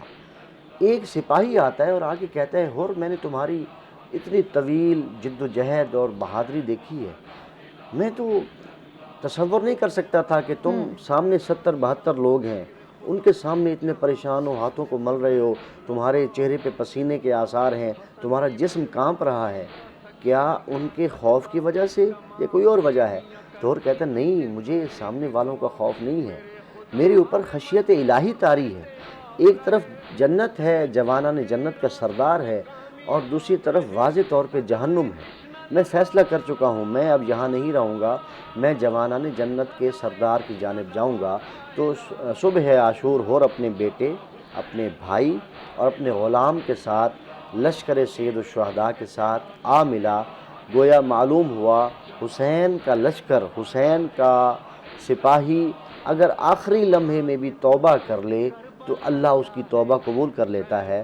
کل تک جس پر ہو سکتا ہے اگر وہ لشکر میں نہ آتا تو لعنت اللہ ہوتا، لیکن اب اس پر حر علیہ السلام کہا جاتا ہے، یعنی وہ سلام جو حضرت عباس پر بھیجا جاتا ہے وہی سلام حضرت حر پہ بھیجا جاتا ہے۔ یعنی چونکہ اس نے اپنے آپ کو پہچان لیا تھا کہ میری جو جگہ ہے وہ یزید کا لشکر نہیں ہے، میری نجات، میری جنت حسین سید الشہداء کے لشکر کے اندر ہے، اور وہیں جب آ کے ملحق ہوا تو آج تک اس پر بھی سلام بھیجا جاتا ہے۔ بالکل ایسا ہی ہے۔ اچھا مجھے یہ بھی بتائیے گا مجاہد صاحب کہ امام حسین علیہ السلام کی زندگی میں خواتین کا کیا کردار رہا ہے اور وہ کس طرح بیان کیا جاتا ہے؟ سید الشہداء کی زندگی اس قدر خوبصورت ہے کہ اس پر جتنی لب کشائی کی جائے عبادت ہے۔ آپ کی خواتین کے کردار کے حوالے سے دیکھا جائے تو 3 خواتین ایسی ہیں جن سے ہمیں رشتوں کا تعلق بھی پتہ چلتا ہے اور ان کے کردار کی عظمت بھی واضح ہوتی ہے۔ آپ کی والدہ بزرگوار وہ ہیں جنہیں خاتون جنت کہا جاتا ہے اور سیدات نساء العالمین کہا جاتا ہے، اور اللہ کے رسول صلی اللہ علیہ وآلہ وسلم نے تو ویسے حدیث میں ارشاد فرمایا کہ جو بیٹی ہے وہ رحمت ہے، اگر وہ خاتون جو ہے زوجہ بن جاتی ہے تو شوہر کے آدھے ایمان کی مالکہ ہے، اگر وہ ماں ہے تو اس کے قدموں میں بچوں کی جنت ہے۔ تو سید الشہداء کی اگر والدہ بزرگوار دیکھی جائیں تو وہ ہستی ہیں کہ جو خاتون جنت ہیں اور ان کے قدموں میں جوانان جنت کی جنت موجود ہے۔ اب میں بات کروں کہ خواتین کے کردار کے حوالے سے، تو آپ کی جو ہمشیرہ بزرگوار ہیں جنہیں حضرت زینب کبریٰ، عقیلہ بنی ہاشم یا جبل الصبر یا ام المصائب اور بھی بہت سارے القاب اور نام موجود ہیں،